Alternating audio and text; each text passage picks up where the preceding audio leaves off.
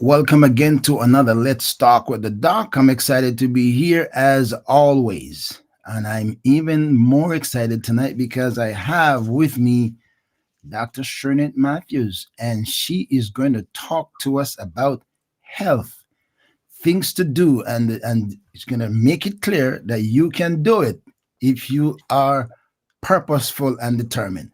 So when I come back, I'm going to be talking to Dr. Shirnett Matthews. Stay with me, my friends.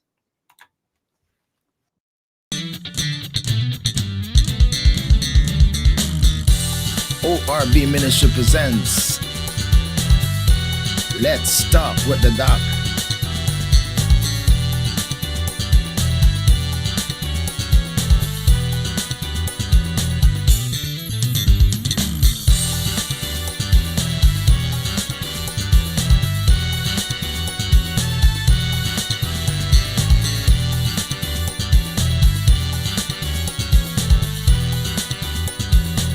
Grace Without Borders podcast.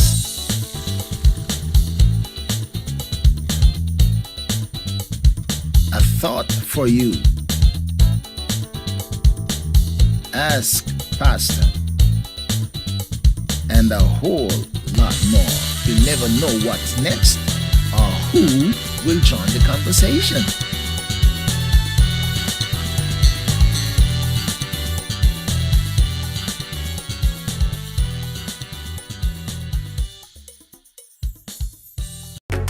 Every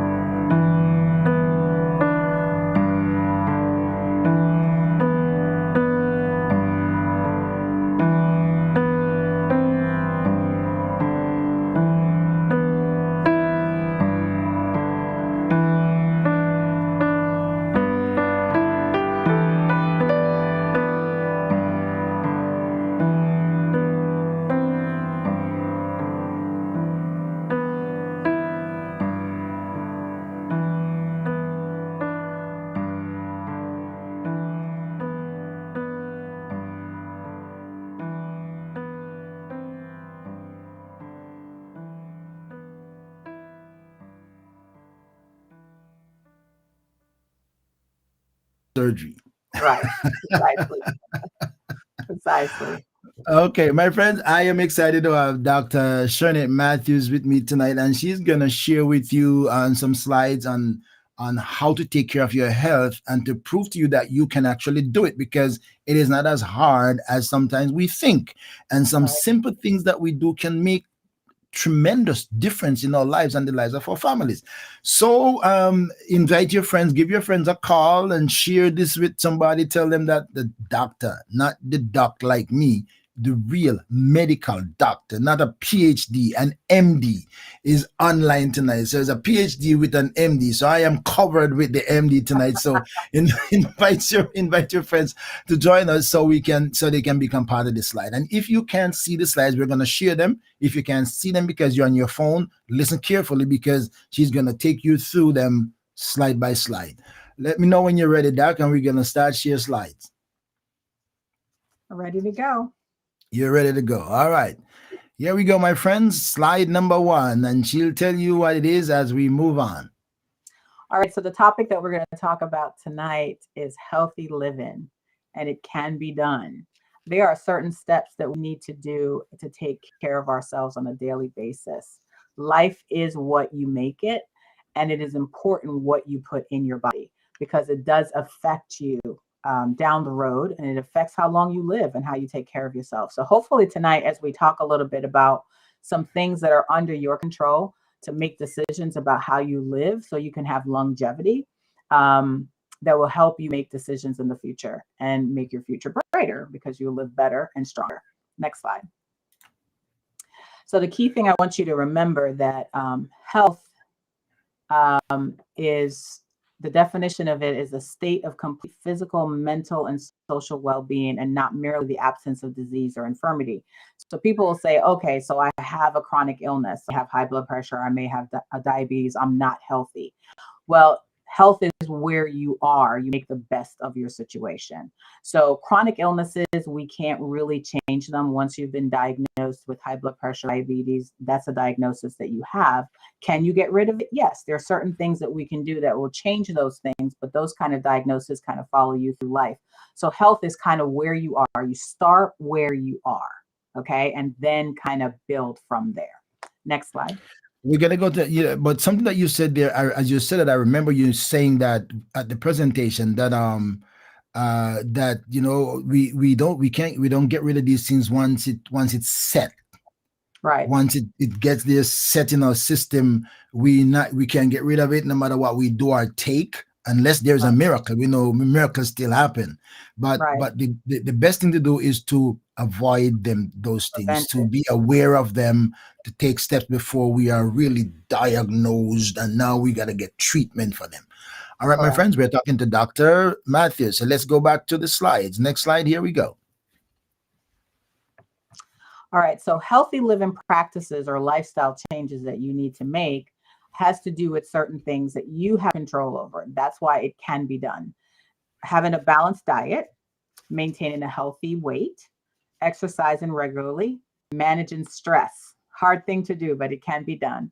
Hydration, drinking water, and not sugary beverages, which is somewhere we fall apart a lot because people don't like to drink water or they don't recognize the benefits of water. And I'm going to pause here and say, as human beings, our bodies are like 70% water, right? So everything that happens in our body happens in chemical reactions that's based in water. So if you don't drink water, then your body can get into trouble because of that. And so a lot of people end up in dehydration because they don't drink enough. And then when they just drink sugary beverages or caffeine, then you're losing water. And so it's important to drink water. Okay, that's good for hydration and not just sugary beverages and coffee and Coke. Sleep, rest, and relaxation is something people don't get a lot of. We live in a time where you just go, go, go, go. Energizer bunny kind of syndrome. And people don't take time to sleep. You don't take time to rest. And those things are two different things. Sleep is literally going into a state of unconsciousness and allowing your body to heal. And that's important because our bodies heal while we sleep. So if you don't sleep, then you don't get restored. And that's important. And rest is just that. It's taking time to just relax. So rest and relaxation goes together. It's maybe just sitting back and putting your legs up and taking some deep breaths and just allowing your body to be reconnected. And just giving your time just to take a minute. Sometimes that's enough that you need from a busy day just to keep going. You just take a deep breath and just relax. And so that's important. Not smoking and not drinking alcohol. Now, primarily, I'm talking to a lot of Christians, so that shouldn't be something you're doing. But I know I'm also talking to people who probably do smoke and maybe people who do drink alcohol. Those are two things that affect your body. Smoking is a carcinogen. As you know, like lung cancer, that's the number one cause for lung cancer. Smoking is also a big cause for heart disease. So these are things that we need not to be putting drugs like that into our body. And alcohol affects everything from your mouth down to, as we say, your anus. So unfortunately, that's not a good thing. It wreaks havoc on your system, on your GI system.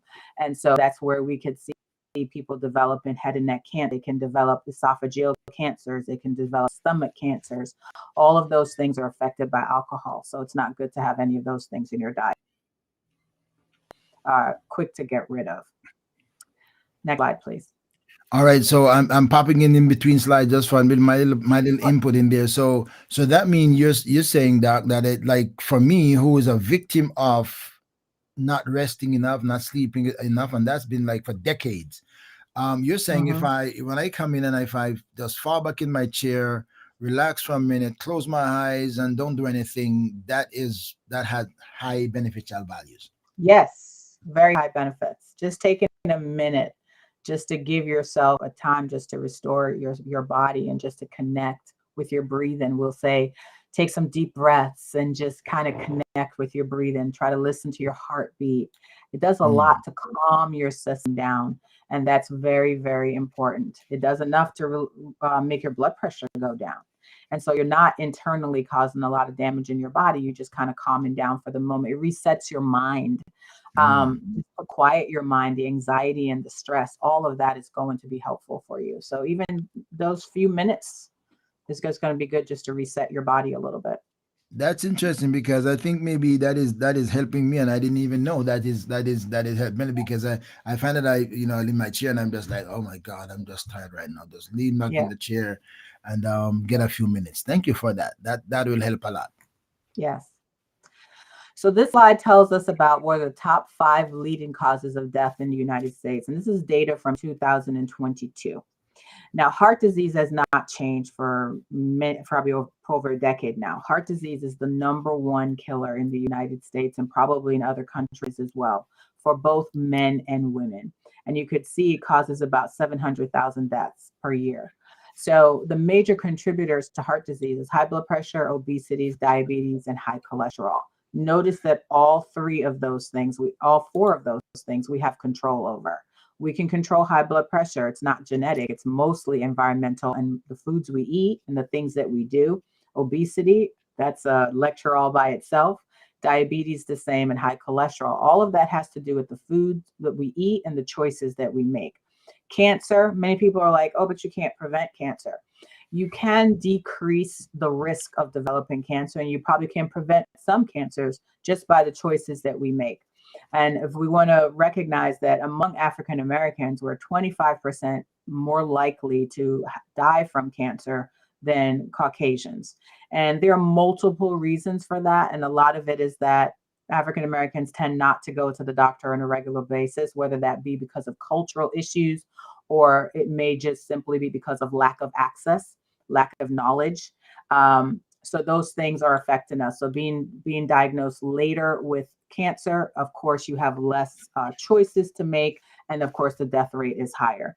And for men, the number one cancer that we see is lung, and then prostate and colorectal. For women, it's lung, breast, and colorectal. And later on in the slide, we'll touch on a couple of those. Unintentional injuries. I mean, this kind of makes no sense to me because it's like things like wearing your seatbelt or drowning, texting while driving has taken a lot of people's life. Overdose on drugs is becoming a big epidemic in the United States. So this is number 3 cause of death, and it's all preventable. Every last one of them is preventable. COVID-19 kind of jumped up there. Last year it became the fourth, but the year before that it was the third leading cause of death. Of course, we don't understand everything we need to understand about COVID. Lots of people have their own philosophy about it, but of course the death rate could be less if we do follow a lot of the other guidelines that have been given. And stroke kind of goes along with heart disease, the same kind of causes. And so these are the top 5 leading cause of death. And going to the next slide, I'm going to show you how they share certain contributing factors and how there are certain lifestyle changes we can make that can probably decrease the incidence of these things occurring. So while we go to the next slide, my friend, we are talking to Dr. Shirnett Matthews, and it's a good time for you to invite your friends to join us because she's really covering health issues and things you can do to minimize some of the negative effects that your health can have or develop. So make sure you invite somebody to join us as she shares with us. So this slide is an important slide because it takes 3 of the things that I just spoke about of the top leading causes of death in the United States. And I just pulled out 3 of them because they share some lifestyle changes that we're going to talk about as we go. So heart disease, cancer, and I'm talking about all cancers, and just combined in one bucket, and stroke. If you notice that tobacco use is across all 3 of those. So if people, we would decrease the death rate of these three types of illnesses. High blood pressure affects heart disease and stroke. High cholesterol, same thing with heart disease and stroke, and diabetes, heart disease, and stroke. And for cancer, we know sun exposure can lead people to have skin cancer, which, by the way, is the number 1 cancer that's there because, unfortunately, with sun exposure, a lot of people get skin cancer. Certain hormones that we can't change, but they're there, and some people do take hormones, and we've learned a lot from that. Alcohol use and pollutants are things that cause cancer. But if you look at that bottom slide, and if you go to the next slide, I actually highlighted it, just kind of showing that poor diet, being overweight, and lack of physical exercise are the top 3 causes that can lead to heart disease, cancer, and stroke. And so I highlighted them, and I put there why modifiable risk factors. Now, it's important to define that a risk factor is something that we have control of. It increases the risk of developing something like developing a cancer, developing a heart disease. Now, a risk factor, there are things that we can't change. For instance, being a man and getting prostate cancer, you can't change the fact that you can't change your gender. Being a woman and getting breast cancer, or even a man and having breast cancer, just by having breasts can increase your risk of having that disorder. So there are some things that we can't change. We can't change our family history. That is what it is. Genetic causes are there. So there are some things that cannot be modified, but we can modify what we eat. We can modify how much we weigh, and we can modify whether we move or not. So those are things that we can definitely have an effect on. Next slide. That's interesting, my friends. Stay tuned. There's a lot to come. So I just kind of put this in here just to kind of show preventable causes of death. If we look at tobacco smoking, contributes to over 400,000 deaths per year. So if we stop smoking, if people stop smoking, because I don't smoke, but if people stop smoking, that's likely over 400,000 deaths we can prevent per year. Being overweight and obese is contributing to over 350,000 deaths per year. So if we got our weight under control and ate better, then that would improve that. And just across the boards, we can see alcohol contributes to certain deaths, infectious disease, toxins, motor vehicle accidents. So these are things that we kind of have control over. And so the death rates can go down just from that. Next slide. So the 3 most common preventable causes of death in the population of the United States are smoking, high blood pressure, and being overweight. So if we could stop tobacco use, which we know unfortunately won't happen because that's a big industry thing for making money. High blood pressure, we do have control over, and being overweight. It's stated that over 900,000 Americans die prematurely from the 5 leading causes of death. 20 to 40% of the deaths from each cause could be prevented. And so that's a big deal. That's a lot of deaths that would decrease if we could just stop some of the things that we do or the choices that we make. So you're suggesting here not to be diagnose, but to have your blood pressure under control. Correct. Right. So to leave it, diagnose and leave it to escalate and to do its own thing without controlling it, that's where the danger comes in. That's where the danger comes in. All right. And the point to that too is a lot of people don't take their medicines when they are diagnosed, when they can control it. Because That's you need true to too. control it. Even if you're diagnosed, you need to control it. And then you need to get to the point where you're doing the things to prevent the diagnosis. So there's 2 points to this, and people usually don't take their medicines. And part of the reason they don't take their medicines because the medicines can make you feel worse than the actual having the high blood pressure. So when they feel bad, they don't take their medicines. And this is the part where I tell patients, you need to have a relationship with your doctor. If you and your doctor are not able to discuss your issues and your doctor is unable to answer your question, then you need to find a new doctor, right? Because your doctor is there to serve you. You're paying them to serve you. And therefore, you really need to have a conversation about your health. And that's very, very important. All right. We All moving right. from this one now? No, this slide tells us what I was talking about before is that only 5 to 10% of all cancer cases are due to genetic factors. And it's really the same when it comes to high blood pressure and diabetes, type 2 diabetes in itself. It's really only about 5 to 10% are due to genetic factors. So most of the things that we chronic illnesses that are diagnosed is usually due to environmental and or lifestyle factors. So in general, 70 to 90% of chronic disease risk are probably due to the differences in the environment and the choices that we make. The CDC estimate that if you eliminate the 3 risk factors, again, poor diet, inactivity, and smoking, we would prevent 80% of heart disease, 80% of type 2 diabetes, and 40% of cancers. Those are big numbers. Hmm. Big Wow. numbers for just making 3 adjustments in our daily choices. Wow. So the truth is we really can make a difference for ourselves. Yes, it's all under our control. Wow. All right, so the next slide tells us why are these mostly preventable? Simply that we have a choice, therefore it's under our control. You have a choice to choose a healthy diet, to make healthy food choices, and they're there. Even fast food restaurants have healthy food choices, right? You can get a salad, you can get a baked potato, you can go to Wendy's, say you stopped at Wendy's, you can get chili. Chili's going to be a lot healthier than getting that burger. You can get a potato, you can get a salad. So there are choices that you can make even at fast food restaurants that's going to be healthier than just eating the fatty foods that you would get from fast food restaurants. So regular exercise and moving. Unfortunately, the United States is a sedentary, people in the United States live a sedentary lifestyle. They don't move a lot. We sit around a lot. We watch a lot of TV, and that's a big problem. They're now saying that sitting is the new smoking, right? You may not have the Mhm. carcinogens, but you have the same unfortunate side effects as if you were smoking, such as heart Oh, wow. disease and so forth.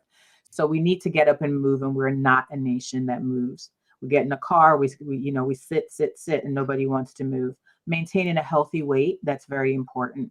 Avoiding smoking, avoiding alcohol and drugs, and of course, road safety. We talked about the number 3 cause of death is unintentional injuries, and a lot of it has to do with texting and driving and just being upset on the road and speeding and different things like that. So these are all under our control.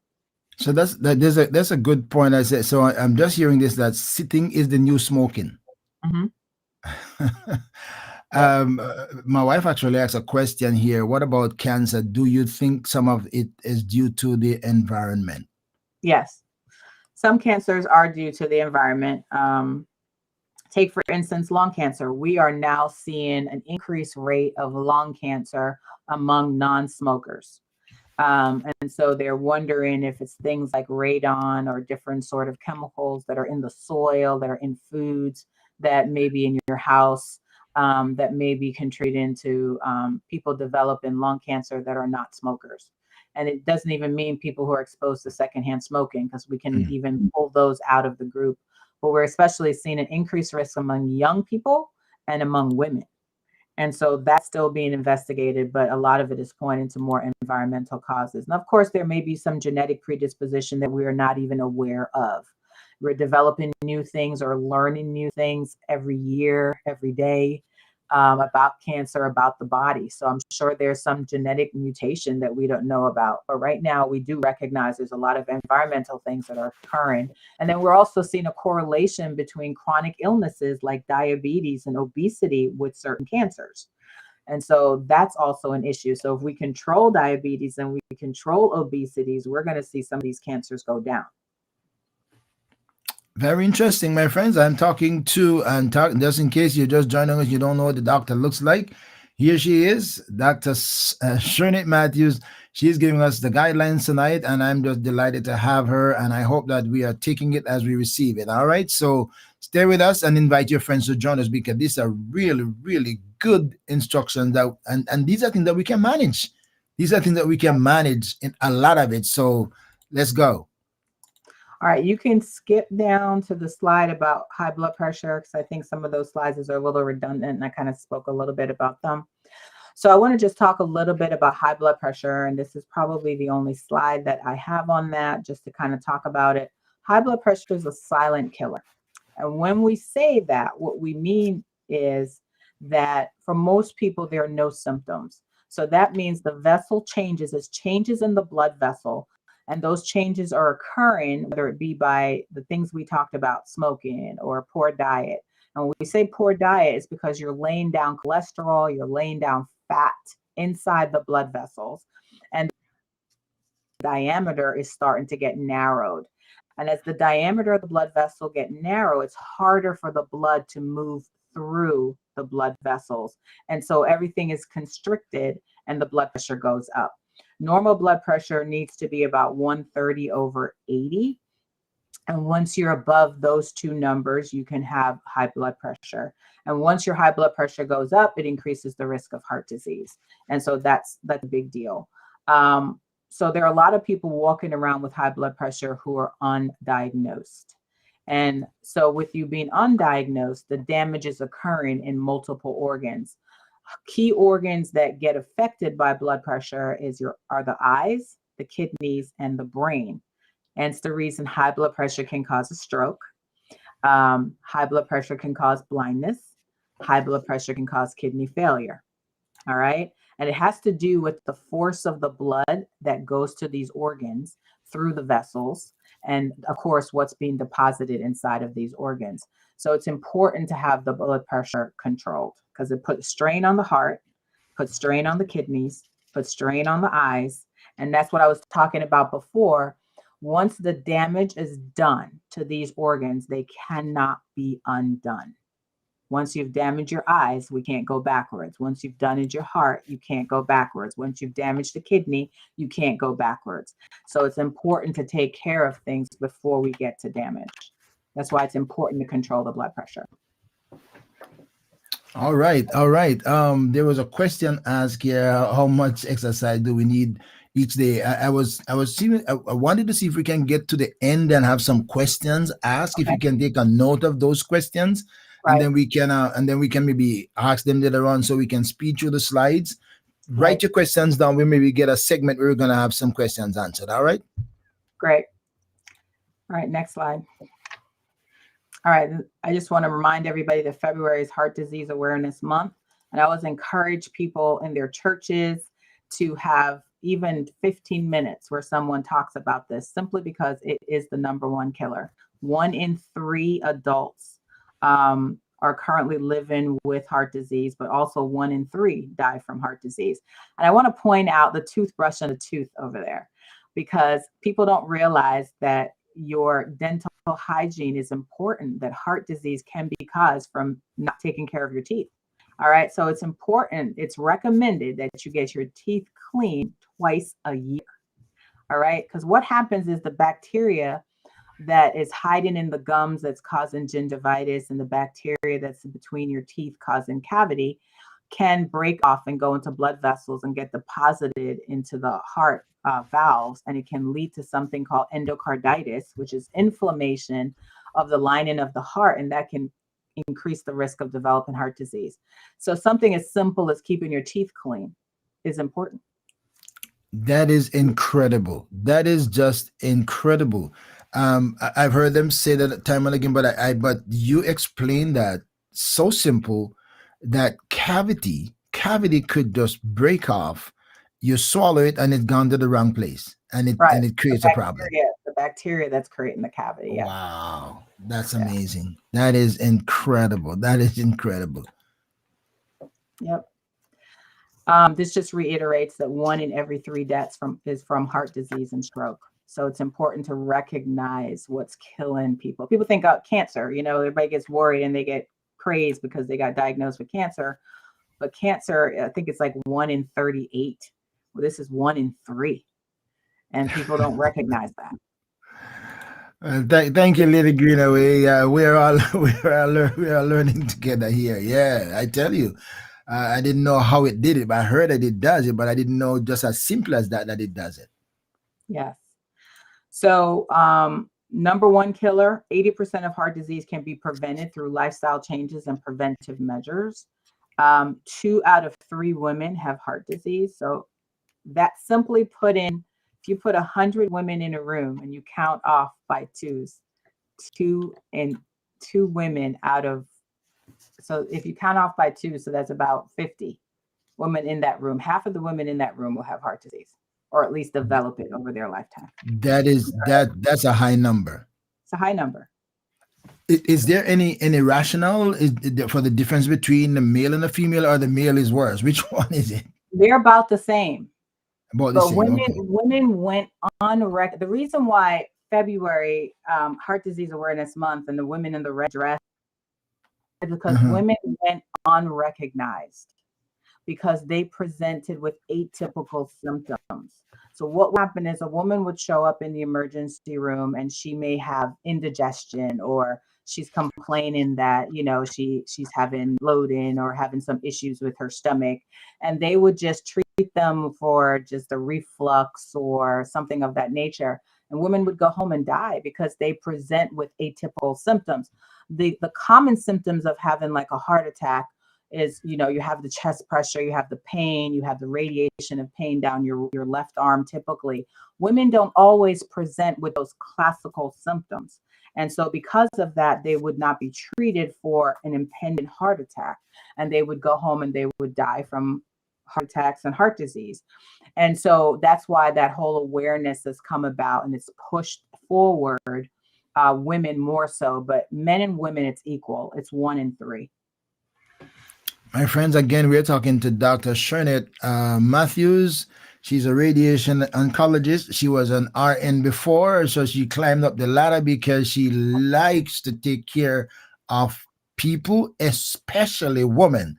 And so the women that are here are up for a treat because that's her specialty. So hit your share button, invite your friends to join us. If everybody hit a share at this time, we could double the number that we have right now, and it is for your friends and family's health. So I'm going to skip to the next slide. This just shows a cartoon of what I'm talking about with the heart disease. The coronary arteries are the arteries that supply the heart directly with their blood supply. And so that top cartoon kind of shows the flow of blood is fine. There's nothing hindering it. And then the second cartoon is going to show you a plaque that gets laid down, and that's by cholesterol and fatty deposit gets laid down in the wall of the blood vessel. And now you can see the path of that blood is now being constricted, right? And then the cartoon below that is showing you that there's blockage of blood. Now, if the blood flow is blocked, then a portion of the heart is no longer getting its nutrients. It's no longer getting oxygen, and that's what leads to a heart attack. It's starved from its nutrients because it's blocked by a plaque created by high cholesterol, by cholesterol deposit, by fatty deposit. So the blood flow is now blocked to an area of the heart. So that heart suffers lack of oxygen and begins to die. And that's why they tell you if you're having a heart attack and there's blockage of blood, and the same thing goes for a stroke, if they can reperfuse quickly within a certain time, then that muscle will not die. But if it's not reperfused, then that muscle, it will die. Once that muscle is dead, it's not going to regain life again. It's dead. Mm. And so that's what I'm talking about. Irreversible damages can occur. Wow.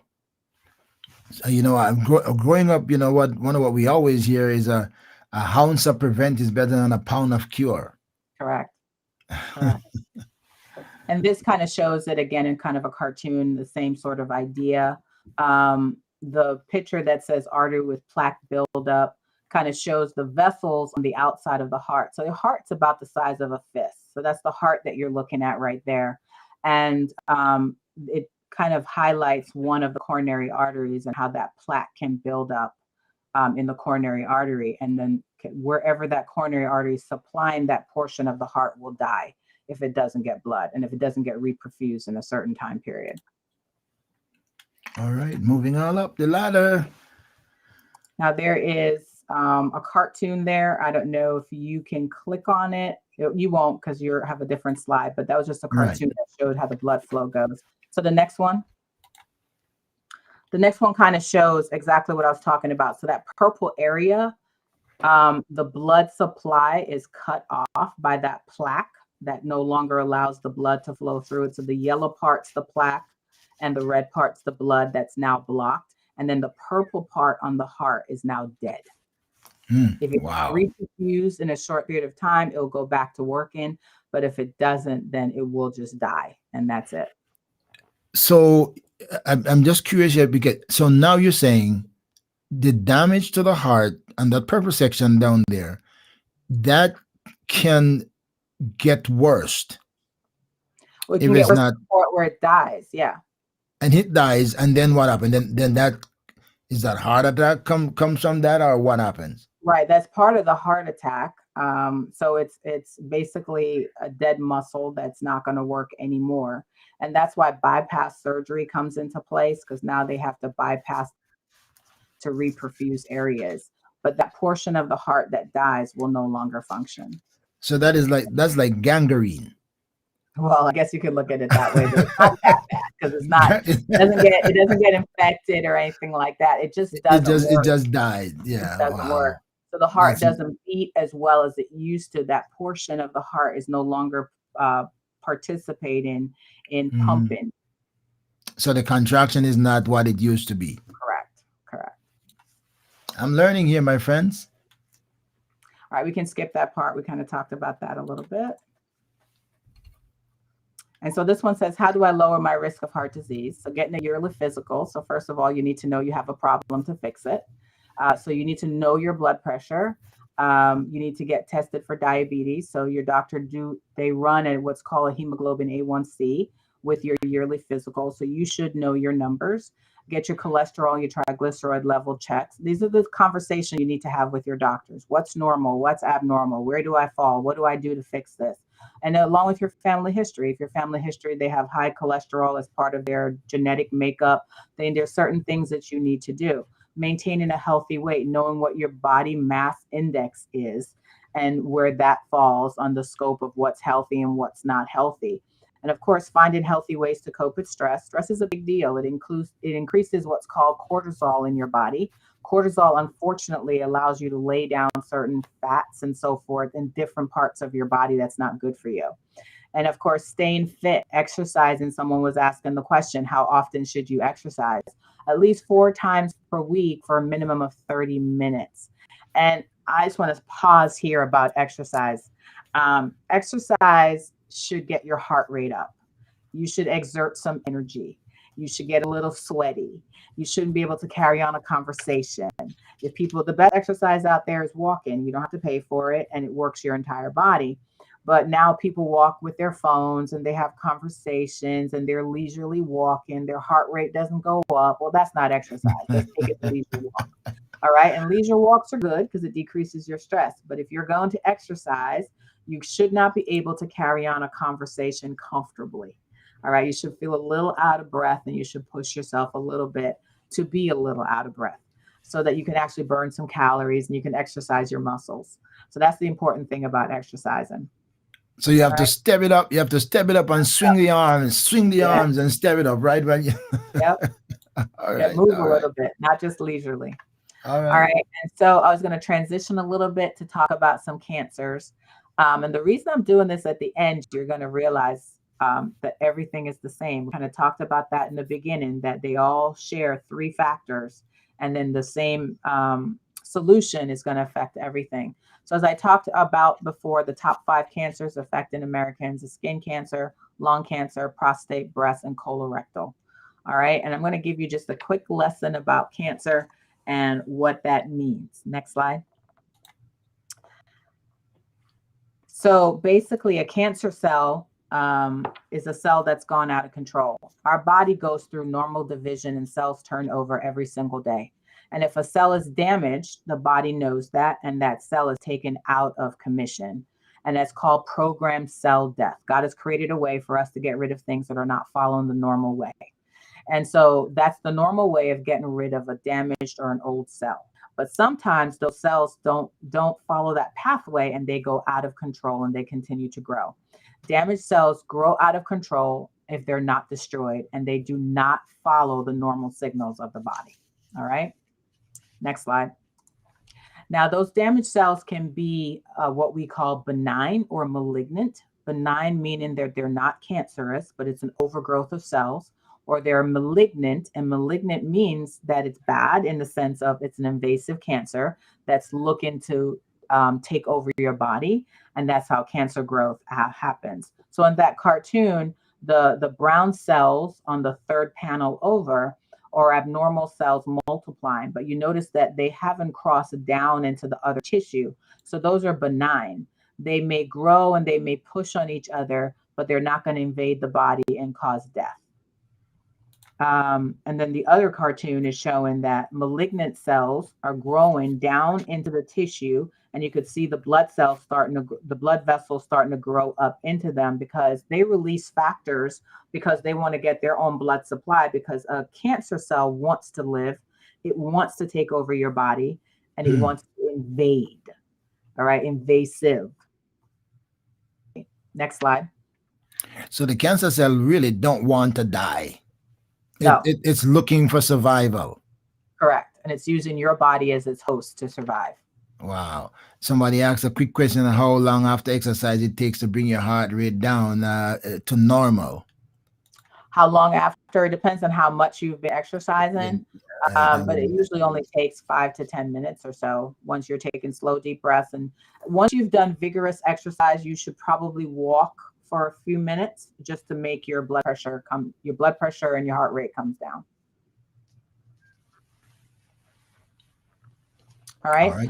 So this shows the big difference between benign and malignant cells. That yellow line that you're looking at is what we call the basal membrane or basement membrane. That's what separates the top layer of tissue from the blood vessels and from the nerves. And once a cell is crossed beyond that yellow line, it's now invasive. Invasive in the sense that it has access to what I define as the highway of the body, the blood vessels, the lymphatic systems, the nerve cells. It can access that. And once it gets onto what I call the highway of the body, then malignant cells can travel anywhere and deposit anywhere and cause damage anywhere. And that's what spreading cancer is all about. So this is a slide that shows the term metastasis, and that's cancer cells being spread from one organ to the next. So somebody can be diagnosed with breast cancer, and that breast cancer can travel from the breast and get to the bone. And people will say, oh, she has bone cancer. Well, typically there is bone cancer, but that's uncommon. When cancer is spread to the bone, it's coming from another organ and it's traveling through the body and it's getting to another organ. So cancer can spread from the breast to the liver. People say I have liver cancer. Well, there is bona fide liver cancer because every organ can develop cancer. But most cancers will start somewhere else and spread to another organ. Like a breast cancer going to the liver is not liver cancer, it's now breast cancer that's metastasized to the liver. Or breast cancer going to the bone is not now I have bone cancer, it's I have breast cancer that's now spread to the bone. Why? Because if I biopsy the cancer cells in the bone, it's going to look like a breast cell. That's interesting. There's a lot we're learning here, my friends. I hope you're digesting it. And don't forget to hit your share button and bring others in to join us and to learn something about their health. All right, so quickly we'll talk about prostate cancer, not to leave the men out of things. It's the second most commonly diagnosed cancer in the United States. It's the second leading cause of cancer in men worldwide. About 94 men die each day in the United States from prostate cancer. Um, so I tend to say that even though it sounds like it's terrible because it's the second leading cause of cancer in men worldwide, it doesn't mean that they're dying constantly from prostate cancer. I think a lot of men, if you did autopsy on men that die, you'll probably find that 90 to 95% of them have prostate cancer, and the prostate cancer may not have grown and done anything. We do know, however, African American males, that prostate cancer can be very aggressive. And so we do recommend that they start screening at the age of 40 and 45, simply because it's so aggressive. Next slide. It affects 1 in 8 men, and I think African Americans is 1 in 6. So it's a higher incidence and a higher diagnosis than African American men. The older you are, the more likely it is to be diagnosed with prostate cancer. And again, we recommend early detection because it increased survival and cure rates is greater than 99% if it's diagnosed at stage 1. It seems like almost every disease affects the colored African American, so-called African American black people more than the average. Is that because of body mass? What is the real reason behind that? We really think it's multifactorial, but it again goes back to cultural choices, not going to the doctor regularly, may not being aware of screening tools that should be done. And the bottom line is, and it's access to healthcare. If we take all the factors and make them equal, everything is equal. So that was going to be my next point, because that mean if that's the real reason, it is not because something is different about you structurally or physically. It is because of access and making good of what's available. Correct. A lot Okay. of it is diet. Have you ever realized that there's more fast food restaurant in a black community than it is in a more affluent community? That there's because less because fresh because, fruits because and we vegetables. because we attract it, right? They Correct. they've done their demographic or their geographical studies, and they know what people look for. They bring it right Right. next to you, so you can just go get it easily.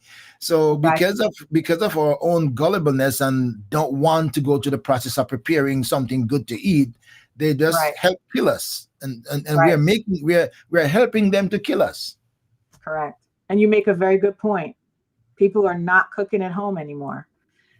People are ordering out, Yeah. DoorDash, and all those kind of things. And if we would just sit down and cook our meals, we'll know what's in it, Amen. and that's important. I still cook pretty often too. So Good. I'm not a Good. fast food guy. I'm never a fast. Once in a blue moon, maybe on a long journey, I go fast food. Good. Good. So what to do? You get screened. You start at age 45. If you have a high risk, if you're high risk, meaning family history or black male, we start at age 40.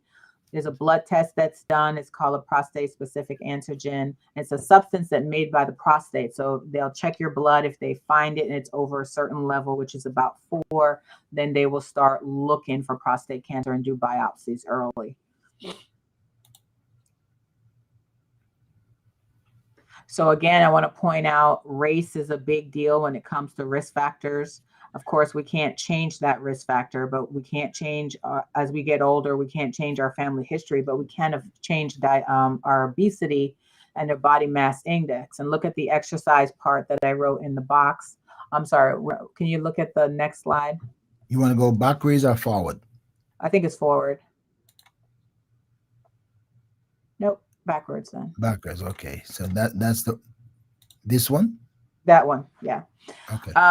So diet is important because you have control over that. So look at exercise. Walking 3 hours a week decreases the risk of aggressive disease by 86% and lowers the risk of death by 61%. And I'm speaking specifically about prostate cancer here. All right. So it's very important that we recognize how much is under our control and how it Okay. even affects cancer. All right. Next slide. So we're gonna go past these two we were Yeah. before. Yeah. Okay. We'll hit So the breast cancer now. All right. So breast cancer, real quick. 1 in 8 women will be diagnosed with breast cancer in their lifetime. What I want to point out here by the slides, the green, the graphs, I mean, the green above on the top one has to do with white women. And if we notice that white women are diagnosed more commonly, and the blue one right underneath is Black women, then Hispanics, then Asians, and then Asians. And you notice that white women are diagnosed most commonly, but the bottom graph shows that Black women die more than every other race. And look at mm, the difference between the blue line and the white line to see the death rate.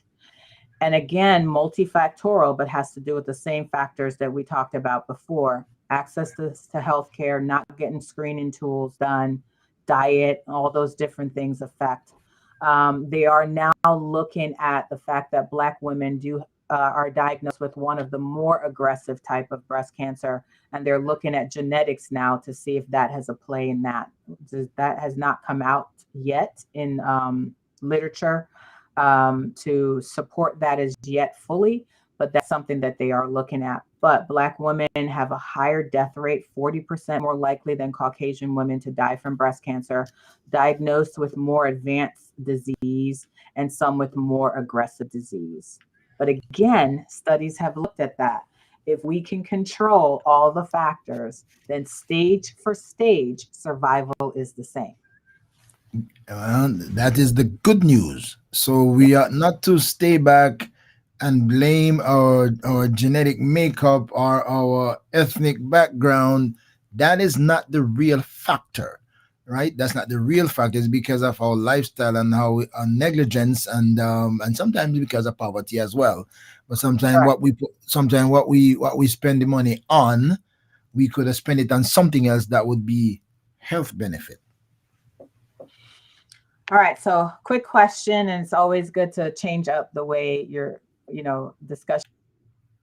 People tend to remember little questions. Sue is 45 years old. She's never had a mammogram, and she feels a lump in her breast for the first time. Is it cancer?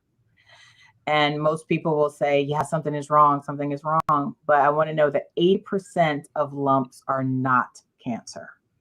It does not mean that you don't investigate it. It doesn't mean that you're not aware. It doesn't mean that you don't check, but it does give you a little bit of take a deep breath, relax, and don't be too anxious, because 80% of lumps that are felt are not cancer. There are other things that can happen in the breast, mostly related to a woman's cycle. You can get cysts, which is just a fluid filled sac, and it could feel firm and it could feel like something is wrong, but we recommend not to check your breast while you're having your menstruation, because that can cause a lot of changes within the breast. There's a benign growth called fibroadenoma, which is unfortunately common, which feels like cancer, can look like cancer on mammogram, but it is not cancer just based on some of the characteristics. So just so women can relax, it's not everything you feel in your breast that is cancer. We do recommend that you do check yourself once a month. You're going to be most familiar with your own breast and your own breast makeup, and you'll know where things feel kind of the same and that you're having these, if you feel a lump, that you can check the other breasts as well, because we're kind of a carbon copy of ourselves. If you turn our bodies in half, we have almost two of everything. And so if you feel something on one side, it's more likely that you could feel it on the other. So if you feel them in the same spot on each side, then it's usually not going to be something to worry about. But if you only feel it on one side, we definitely want you to keep checking yourself and then eventually bring that to the attention of your doctor.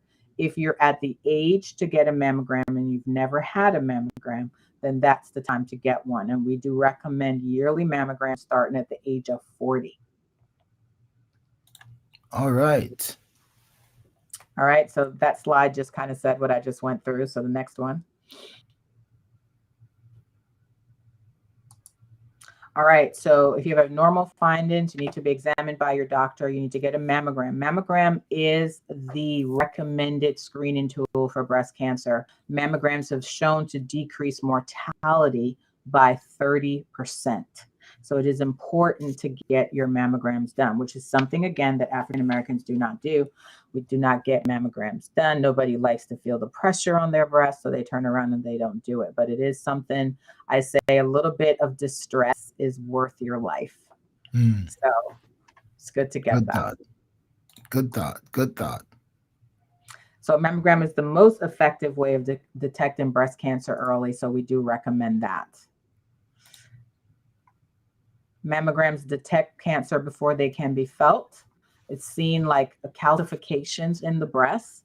And if those calcifications look abnormal, then we can send for a biopsy and we can actually catch cancer, or I probably shouldn't say catch cancer, but that's probably the best way to say it, before it actually becomes cancer. So you get a precancerous lesion that we treat like cancer, but it's not cancer. And so that's the earliest we can detect the potential for cancer. And that's called ductal carcinoma in situ. So it's not cancer, but we treat it like cancer because that's how the pendulum swings. You have atypical cells, the ductal carcinoma in situ, and then if that's not taken care of, that can become cancer. So the calcifications can be an indication of cancer, but a lot of times it turns out to be what's called ductal carcinoma in situ, which if we don't treat that, that can develop into cancer. All right. We are moving on, my friends. At the end, we are hoping that we're going to have some time that we can have you ask Dr. Matthews some questions, and she'll be able to give you some answers. So we're trying to see if we can get the slides through, and then we'll get to that point. Yep. All right, so breast cancer risk has to do with your age. These are things that you're not going to be able to change. Family history, our race, the density of your breasts. Sometimes masses can be missed, but we do have something now where you can get what's called tomo breast mammograms. So it's not just a standard 2D mammogram, but it's a 3D mammogram that allows them to kind of window through the density of the breast so we don't miss masses under the density of the breast. We tend to pick up about 40 to 55% more cancers that way. So you need to make sure you're getting a 3D mammogram, not just a 2D mammogram. All right. Hormone exposure can increase the risk of developing breast cancer. So people who don't get pregnant versus those who get pregnant can decrease the risk. Not taking birth, your risk of breast cancer. Having long periods can increase your, being overweight actually increases hormone production in the body. And so that can increase your risk of breast cancer. Not exercising leads to you being overweight. So again, that increases your risk of breast cancer. And alcohol use can also increase hormone production. So that increases the risk of breast cancer. So there are things that we can do to decrease the risk of cancer. We kind of talked about this already. So the next slide just kind of sums up the breast cancer awareness, just putting those factors in perspective. And again, you see, how do you reduce your risk? Regular exercise, don't smoke, drink less alcohol or no alcohol, and again, get your annual mammogram. Next slide. So one of my soapbox that I stand on is colorectal cancer, because it's the third most common cause of cancer deaths in the United States. And it's probably the most preventable cancer that we have. And the high risk of this is just that people don't get their colonoscopy done. They don't get screened. And so polyps starting to develop around 45 and 50. So it is recommended to get a colonoscopy at least by age 45 for African Americans, again, higher risk diagnosed in African Americans, and at least by 40 for Caucasians, but now they're recommending 45 for everyone. Again, you reduce your risk by getting screened. It reduces your risk by maintaining your body weight. You reduce your risk by exercising. You reduce your risk by eating a healthy diet, by not smoking, and by limiting alcohol. So if you've noticed, chronic illnesses, high blood pressure, diabetes, and cancer, all of the same factors to reduce your risk. All right, you hear it from the doctor. All right, you can skip the next 3 slides because that just kind of talks about the same thing. Okay, Oh, moving actually, on. the next one, that Go one, to the stay right next there. one. Oh, oh, Stay right okay. there. Let's go. Go Let's go back back. one. Let's go back. Here we All go. right, so screening, sorry, the word is spelled incorrectly. Screening test that you can do. We talked about a colonoscopy, and if they don't find anything wrong, no polyps, then you do a colonoscopy every 8 to 10 years. If they find a polyp, and this was a question that someone had asked me before, it's going to be usually every 3 to 4 years that they'll tell you to come back to do another colonoscopy. So there are different tests that you can do that you need to have a conversation with your doctor about which tests you could do. There are also tests that you can test your stool at home. And many of you are seeing the advertisement for Cologuard, which is a very common one today. And it looks for DNA in your stool.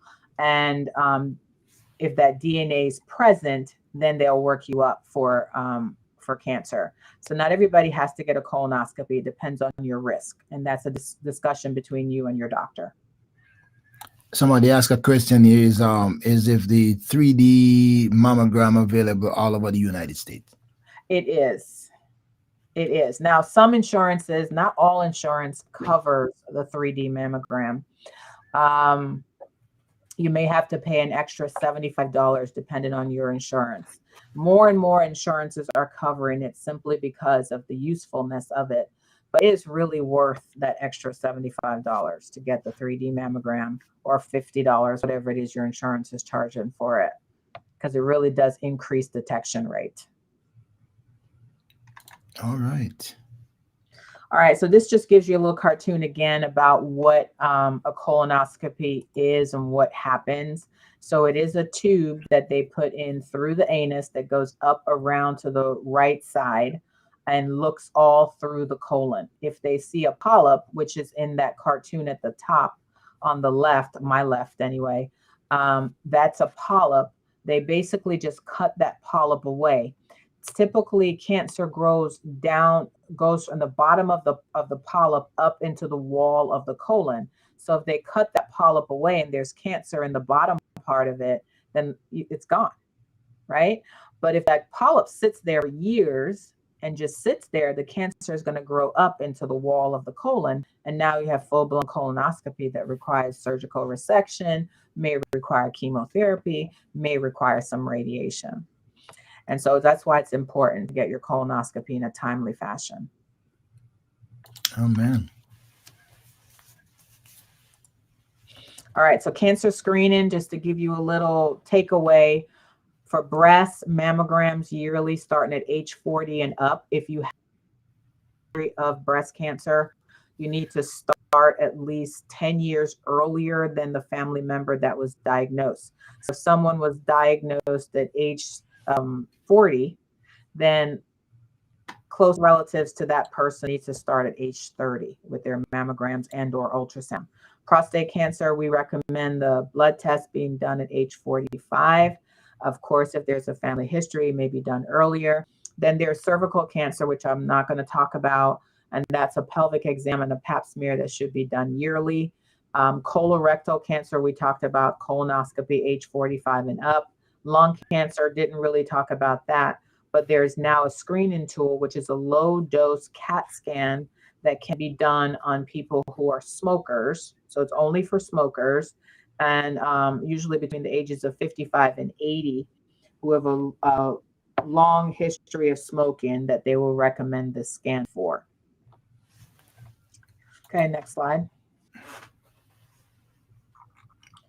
All right, so basically the American Cancer Society guidelines for diet and physical activities, at least 18% of all cancers and about 16% of cancer deaths in the United States are related to excess body weight, physical inactivity, alcohol consumption, and poor nutrition. All right, so many of these cancers could potentially be prevented by following certain guidelines. And I have those guidelines coming up in the following slides.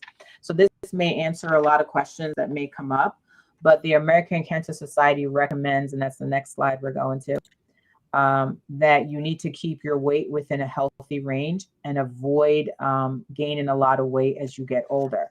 Now, there's this thing that says, as we get older, if you do absolutely nothing, Or if you do the same thing and never change it, like say you always walk 3 miles a day and that's all you do, you will on average gain 2 to 3 pounds per year. So you do need to change things up. You need to lift weights. It's just not do cardiac, like cardio workout. But you need to lift some weights. You need to have some resistance. It also helps with osteoporosis, which is a big deal for women. So having some pulling on that muscle from lifting weights is helpful to decrease osteoporosis risk. Being physically active, I think someone had that exercise. You need to get at least 150 to 300 minutes of moderate intensity per week. And that's about 30 minutes a day. And so that's helpful. And again, we need to think about our children and our teenagers in our home, because obesity doesn't happen when we're adults. It has to do with poor lifestyle changes from the time we're children all the way up. So if we teach our kids early on to eat right, make good food choices, and move and exercise, then we're going to have adults that are healthy, right? And healthy food choices and movement and exercise, everything has to be done in moderation. We're not saying that you eat lettuce every single day or with every single meal. If that's what you do, that's great. But you just want to do things in moderation. You should never not have vegetables. You need to have vegetables, and you should make those good choices throughout your day and throughout your lifetime. So everything is moderation, and limit sedentary behaviors such as sitting, laying down, watching TV. We actually watch more TV than we move. So that's important to recognize, that you need to get up and move, get some sun. People forget that sunshine is helpful, and we need to do that. All right. So this talks about having healthy eating patterns and what types of vegetables you need to eat: dark green, red, orange. So you need colorful vegetables. So not just green stuff, but you need things that are colorful on your plate. Tomatoes, just having different things, peppers on your plate that makes your plate looks colorful. Whole grains, having more complex carbs. So having brown rice instead of white rice is important. Having a sweet potato instead of a white potato. All those things are going to be helpful, because you also need to increase fiber in your diet, because that's going to be helpful to prevent constipation. All right, avoiding red and processed meats. So I usually recommend that you really just don't have, some people say you can have red meat once a week. If that's you, and that's great, but usually I recommend at least 2 times per month, because that's not as good for you. And just avoiding sugar sweetened beverages, more water is important. Next slide. So what should we all do? Healthy diet, cut down on salt, which is a big issue in African American community. People tend to add salt at the table, and that's recommended that you actually season, add seasoning at your table. So you want to have healthy foods, fruits and vegetables, and low fat and dairy products. Lose excess weight and try to stay at a healthy weight as possible. Again, getting physically fit, like at least 30 minutes of exercise per day. And I take your medicine daily in red, because that's something people don't do. If you have high blood pressure, or you're diabetic and medicines are prescribed, you need to take your medicine. If you're having side effects, you need to have a conversation with your doctor, because there are other alternative medicines that you can take. There are other types of medicines that you can take that maybe won't have the same side effects. And you need to see your doctor on a regular basis. If you do have a chronic illness, you should be seeing your doctor at least 4 times a year, not just yearly for physical. You need to go in to basically have tune-ups, is what I look at it. You take your car in for a little tune-up, you take your body in for a little tune-up. So you need to see your doctor at least once a quarter, so at least 4 times a year. I like that tune up. They tune up because they burn off the carbon of the combustion chamber. They rev up the engine, and they do all of that things to blow off the unburned fuel. So yeah, I like the tune up. It runs better when you tune up. Right. So we can skip that slide and go to the next one. All right, we're getting there, my friends, when you can ask some questions. So write your questions down, because we're going to get a segment where you can ask Dr. Matthews your questions. Yes. I just want to go through what do you do? People always like, well, what is consistent of a healthy diet? So you definitely want to have more whole grains, veggies and fruits. You want to do lean proteins, calcium-rich foods. Limit your intake of sodium and cholesterol and sugar. Drink plenty of water. The best beverage there is water. Small, frequent meals. That's another thing. A lot of people think that if they don't eat, that's the best way to lose weight. But if you don't, your body goes into starvation mode. And so therefore you store everything, and that's how you gain weight. Having small, frequent meals kind of keep your blood sugar leveled. And so you don't have those moments where you feel like binging. And then when you binge, you overeat. And then you also crave things that are not good for you. So if you have small, frequent meals throughout the day, then you keep your blood sugar level kind of stable. And then you minimize the hunger and the binging needs that can arise. Next slide. That's interesting. All right. So tips to eating right. Don't overeat. I talk about gluttony is a sin, but stop eating when you're 80% full. And it doesn't mean you need to clean your plate. You should also stop eating when your plate is about 80% almost empty. So you should leave about 10 to 20% on your plate. You should never really clean your plate. Eat your vegetables raw. A cup of raw vegetables add 2 years to your life. Cooking and can deplete 30% of antioxidants. So you either want to sort of just like flash your vegetables so they're just a little steamed and not necessarily overcooked, because you're kind of boiling away all the fiber. Cut out fast food. It adds 4 years to your life. Fats and cholesterols are bad for you. And then snacks, part of that small frequent meals, you should have breakfast, lunch, and dinner. And then you may want to have 2 snacks in between. And so you want to try to choose things that are good for you, such as almonds and peanuts. Now be careful, because almonds and peanuts are good, fatty, healthy fats, but they're also, a handful of them is 170 calories. So too much of a good thing is bad for you. So you want to be careful about how much of that you actually put into your body. Don't just snack mindlessly on peanuts and almonds, because in the end, you're going to take in way too many calories. And then, of course, colorful vegetables and fruits are good snacks too. Next slide. Wow, that's interesting. All right, this is a good slide to point out that a pound of fat is 3,500 calories.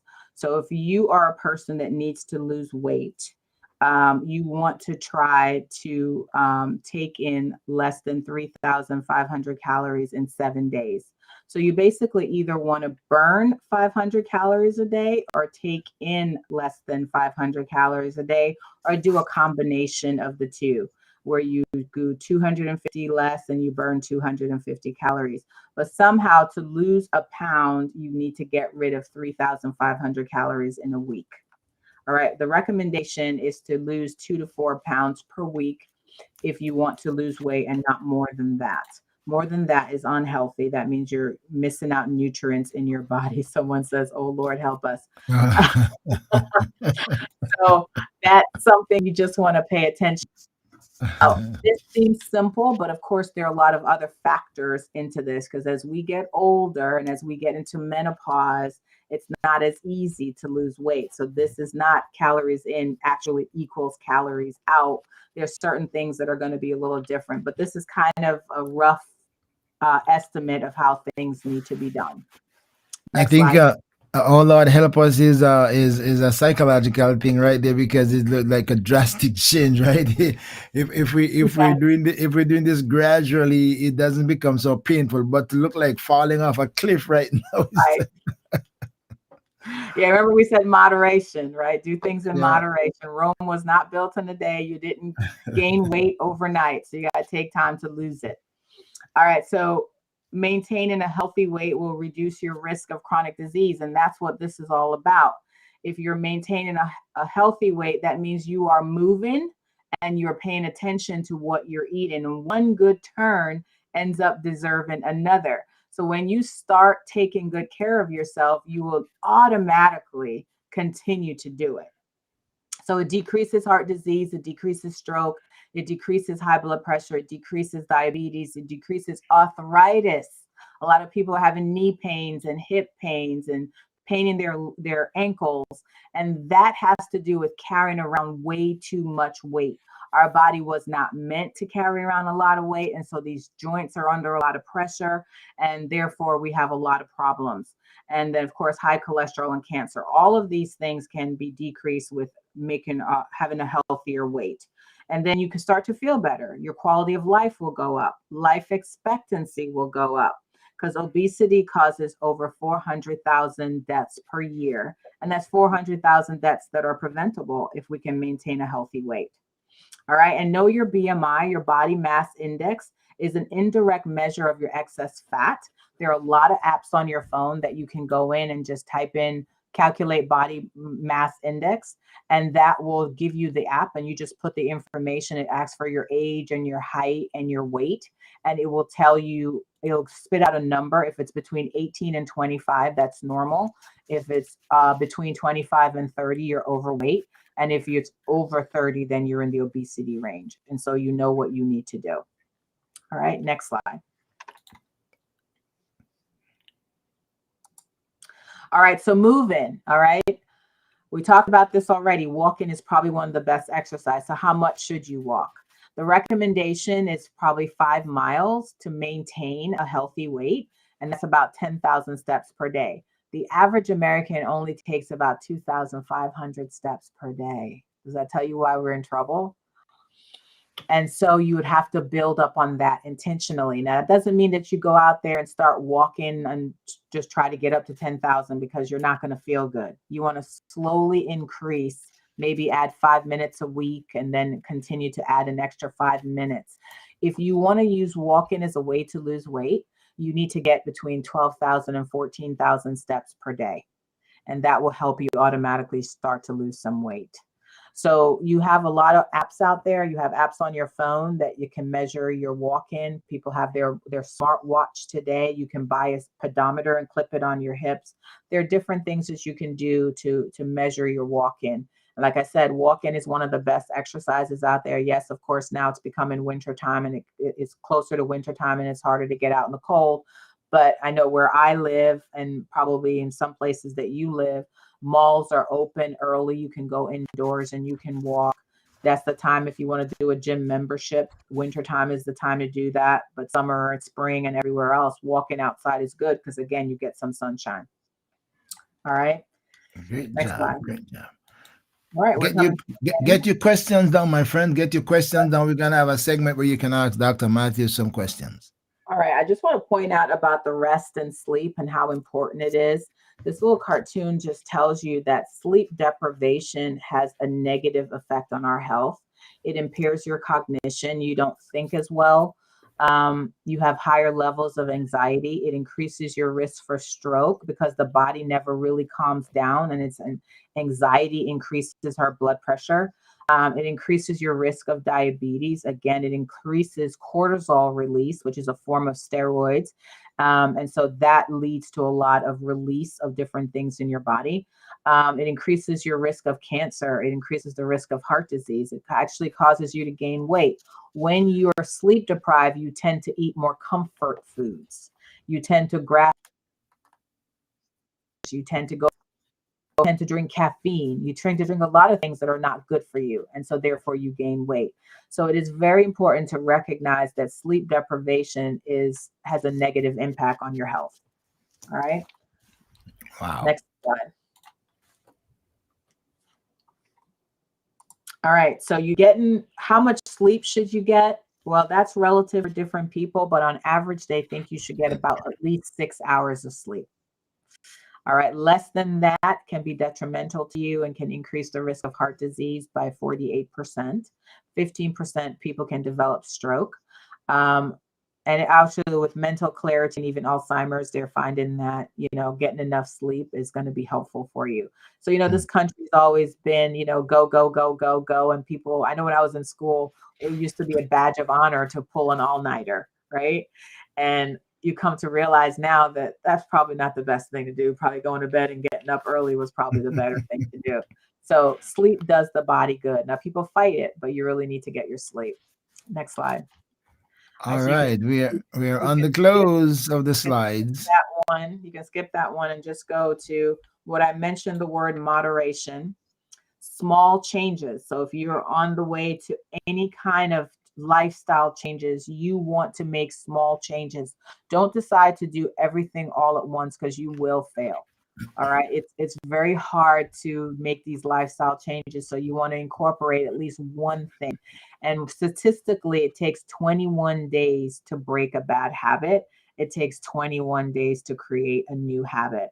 So just choose one thing. If you want to eat better, then just focus on that. If you want to move, focus on that at first. Just set realistic goals and take small steps to achieve them. All right. Last slide. So this last slide is basically saying what matters most is how you see yourself. So just start somewhere. Okay. Don't think that you're going to lose weight overnight. Don't think you're going to get in shape overnight. It's a process, and it's not a race.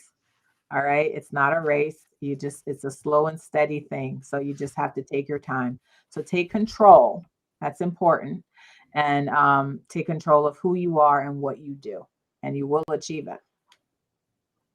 Amen, amen, amen. All right. Well, thank you for joining us, my friend. I'm talking to Dr. Shirnett Matthews, and she's a radiation oncologist. And if you have any questions for her, I'm going to give her a chance to get a drink of water. And then when we come back, we'll give you a few minutes to write your questions down and ask them, and she will try to answer them as much as she can. So stay right tuned. We come back, we're going to have you ask your questions. ORB Ministries presents Truth Matters.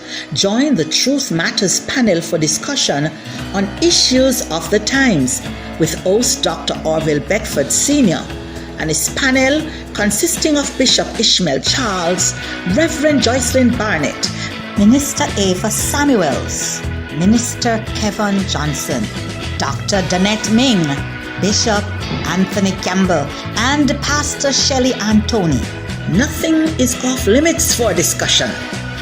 Follow ORB Ministries on Facebook, YouTube,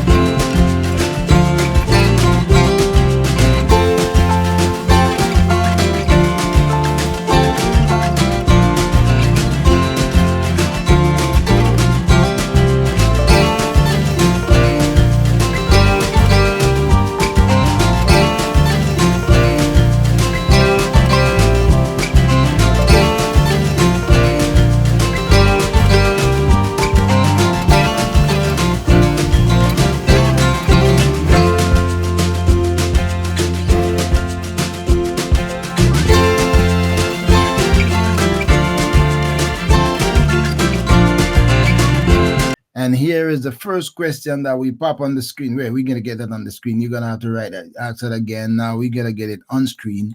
So the question is a scar on the lung serious, and how can it be treated? The other question will pop up on the screen.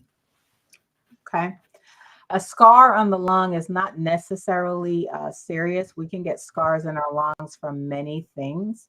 But yes, it can be, because some scars can develop into cancer. So that's worthwhile following.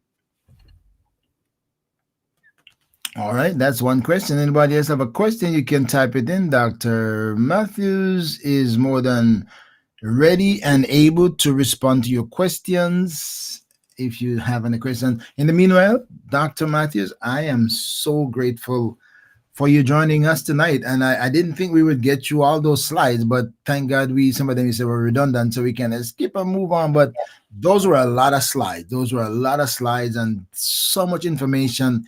And it appears to be so simple. Mm-hmm. And there's so much that we can do for ourselves that doesn't really cost a lot. Correct. To make ourselves healthier. It's just that we have to be deliberate. Be deliberate, right? And be purposeful. And what's another word I want to find here? Well, I think deliberate and consistency got to be high on our minds, and uh, discipline is another word. Discipline is Yeah. another word that I want to use, and we are not disciplined. Sometimes we try something for 2 days, Right. and we fall off. Like we get Right. excited for the first 2 or 3 days or the first week, and then we just like, just like a battery just want go die, and we just fall off, and we don't do that anymore. But it takes discipline, consistency, purpose, and we have to set our own health on high priority for us to say Right. it matters that much. Right. If you notice that first slide that I put there, there's a little caption that says, "Love yourself."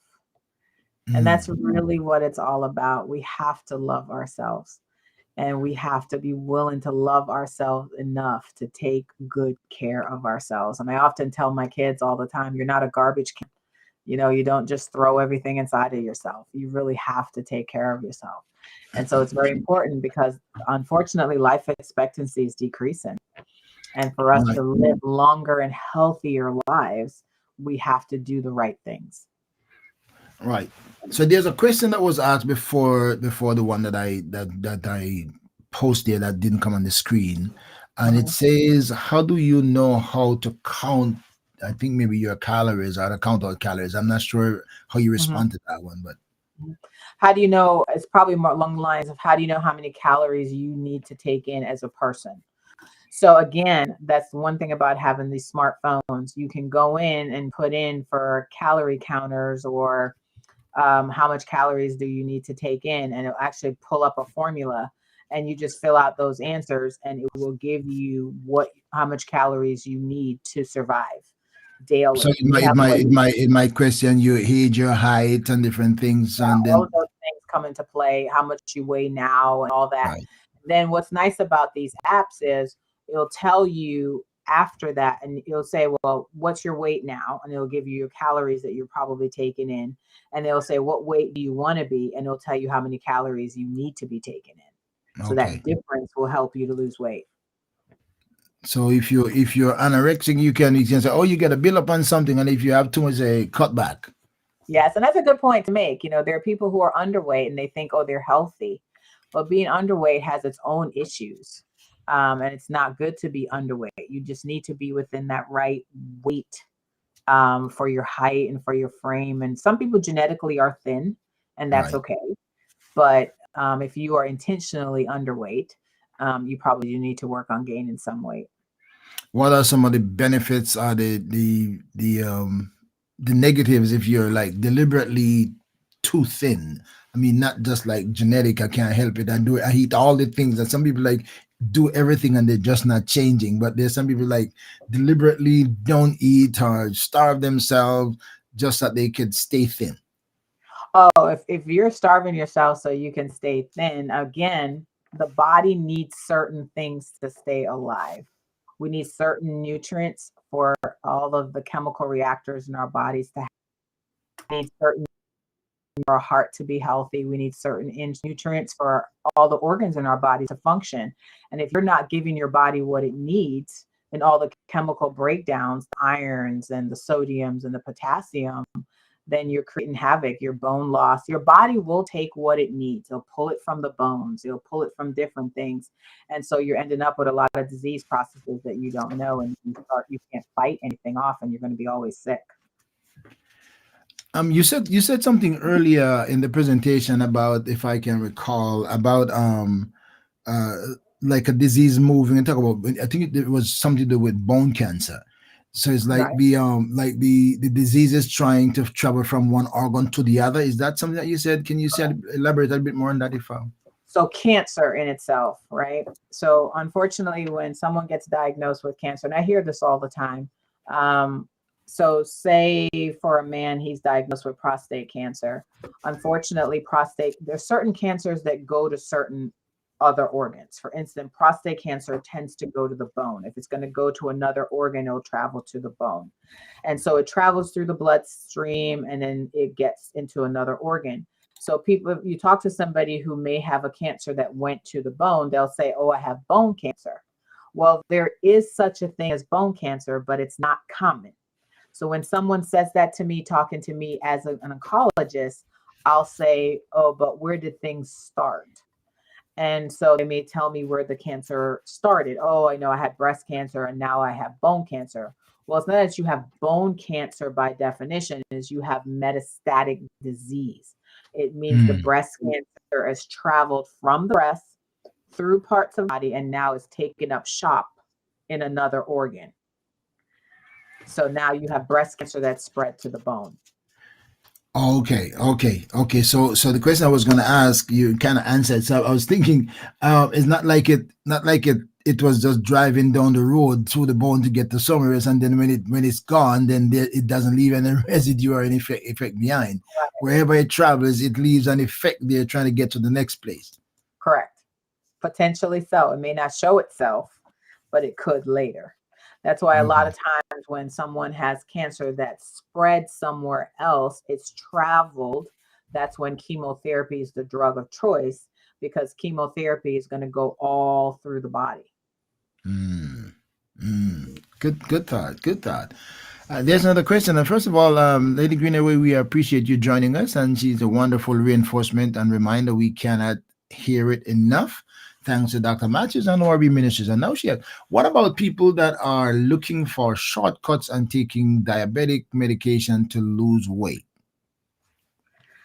I think it has its place.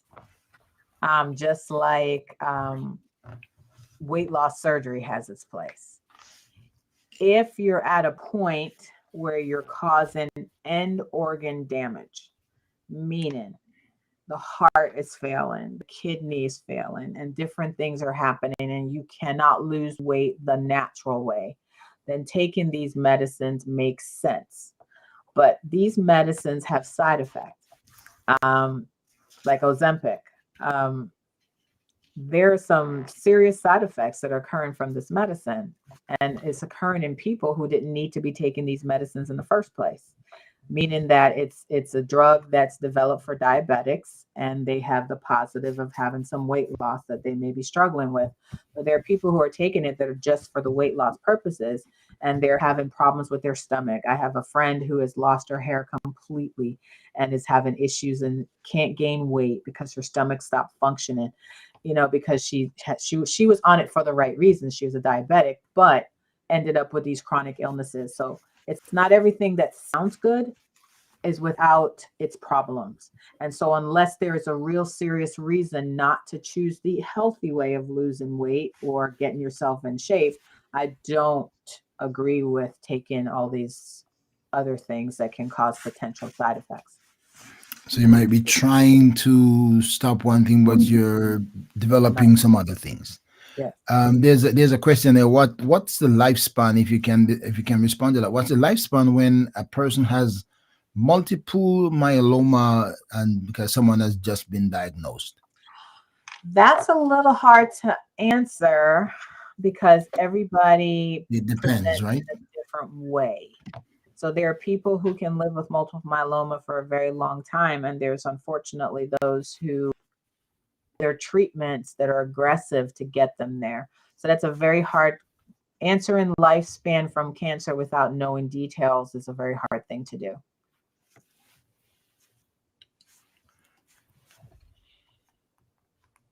Anybody else have another question to ask?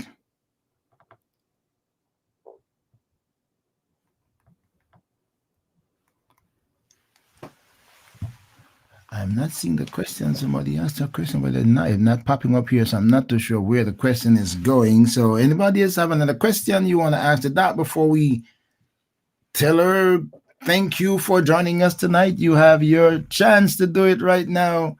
I am just so excited to have her joining us, and that was a great presentation. And I wanted, as I said when I started, I saw her do this presentation just like a month and a half ago, maybe.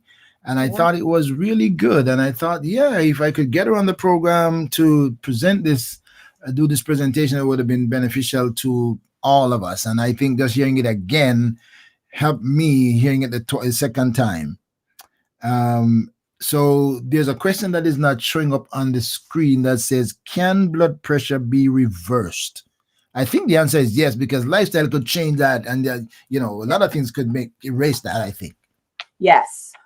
Most chronic illnesses can be reversed in the sense that your blood pressure can become normal, your blood sugar levels can become normal. Unfortunately, unless caught early, the damage to the organ can't go back. All right. But at least you're not continuing the insults to those organs. So that's the difficult thing that people don't realize, is that if you don't take your medicine, even though you feel okay, damage is being done to those organs in the body. Every organ that's being supplied by blood vessel, if the blood pressure is high, those organs are being damaged. And that damage is what's not reversible. Once, for instance, you damage the vessels to your eyes that can lead to blindness, we can't go backwards. Once you've damaged the vessels to the kidney that can lead to kidney failure, we can't go backwards. Even though your blood pressure may go back to normal, the damage is not going to go back to normal. Yeah, I think okay, yeah, that's interesting too, because as you said, all these high blood pressure, if it's sustained for a while, it damages a lot of things. Correct. And those are the ones that can be reversed because the damage stays there. Maybe you Correct. can prevent the damage getting worse, maybe Correct. if you start to take drastic steps, but the damage is what you're gonna live with for the rest of your life. Right. All right. So another question is, I think you did cover something like, but the question is, how serious is colon cancer? Deadly, right? So, Well, again, stage for stage, right? When a cancer, and this is in general, when a cancer is diagnosed early, survival is great. All right. Patients go on and live normal lives and may never be bothered by that cancer again. So it depends on the stage of diagnosis, which is why we're encouraging you to do these screening tests. And God forbid, if you have a cancer, to be diagnosed early. So stage 1 and stage 2 cancers can be cured, done, over, and we just follow you closely. Doesn't change, that we say the cure rate is greater than 90%. Now, when you get into stage 3 and stage 4 is not curable. We treat it, but it's not curable. And then stage 3 is what we say it's locally advanced. And so the cure rate is down, but it can still be cured. So it's based on what the stage of diagnosis is of that cancer. all right, all right, all right. Something popped in my mind for a moment and I kind of lost it. Just for the moment, and it went out of my mind. That's what happens when the brain is thinking too hard. My friends, I want to thank you for joining us. If you don't have another question, I thank you, Marcia, Satchel, and all the other friends who have joined us. Very informative and educational session. Thank you. And that's the reason why I asked the doctor to be here with us, because I know it will be very informative and educational. And even the brightest among us realize that, hey, I didn't know that. Oh my God, really? So the simple things that we didn't know, but that's why we have the professionals to help us to get a grasp on those things that we can do to make ourselves healthier. Thank you for joining us. Doc, do you have any last word you want to pass on? This is your free will now, your freelance without slides. Well, I think in general, it's really, I know it's not easy. We're busy and it's always easy to take shortcuts, but we are worth the investment. You are worth the investment. And that's the way we have longevity. And just from an African-American, Black people standpoint, we are being diagnosed with worse stages, worse disease, and stage for stage, disease for disease. We are diagnosed with later things, more aggressive things. So it's important that we take control of the things that we can take control of and put down the salt shaker and, start to eat at home and not stop at the fast food restaurants, and just take time to take care of yourself, because it's worth that investment. So you hear that? Don't make frequent stops at the fast food restaurant, because the fast food restaurant helps you to die faster. Um, That's the way of looking at it, for sure. I think it was Lady Green who said, I don't remember if it was her who said, The healthy things, even at the fast food restaurants, are more expensive. The healthier things are more expensive. The cheaper ones are the quicker killers. And that's when we can get them on the double. We can get the double whopper. We can get three size that one. So okay, we just kind of load it on and move on, and then it started to pull down weight in our stomachs, and we start to have hangovers. I thought you did say something about those. Did you say something about the stomach hangover? Oh, that was. Did you say something about that I when we talked about having muffin tops and spare tires. Yeah, something like that. You did say. So when it starts to hang over your belt, you're having a muffin top and you're having a spare tire. And that's the worst place to have your fat, because that means you're having fat laying around the organs inside of your abdomen that are very important, and that is bad for you. Women who carry their weight on their hips is actually better than women who carry their weight around their belly, because it's around the organs, and that's really bad. So if you have a muffin top or a spare tire, you need to get rid of it. I think I heard something like that before. Yeah. This has been a really, really good session. I really appreciate Dr. Matthews spending the time with us on Let's Talk with Doc. I hope that you receive this, my friends. And the good thing about this program is that it's not going anywhere. So if you miss it in the beginning, you can always go back and listen it all the way. And if you find it interesting, you can actually share it. The power we have in our hands is to share. That's what social media give us. It gives us the privilege to share with somebody else, pass the information on. You can't tell them by yourself, but you can share the information that they get it all by themselves and digest it and make it useful to themselves. So thank you so much for joining us, Dr. Matthews. Thank you again for joining me. And of course, if you're just joining us, I realize I didn't know where she was from. I realized that she's from walking distance from where I am from, right? And a good. As a matter of fact, a lot of kids used to walk to Essex Hall from Cavaliers. They used to walk to Essex Hall from Cavaliers. So hey, walking distance. Going to school a couple of miles around the corner, and you are in Essex Hall, and we are both.